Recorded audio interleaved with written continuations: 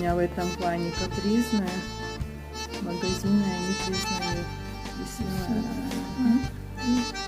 А вот эти краешки, девочки, самые вкусные. Кто пробовал, тот знает. Я всегда ела только их, когда моя мама готовила.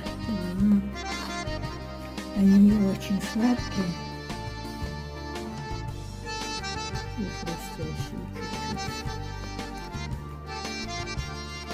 Я и те лучше люблю на второй день пожарить в сковородке на масле. И фингалс. Пахсанки буквы. Тесто было очень мягкое, с ним, конечно, трудно возиться. Приятного аппетита всем. РТС, приходите к нам в гости, покушаем вместе. Вот такая вкусная.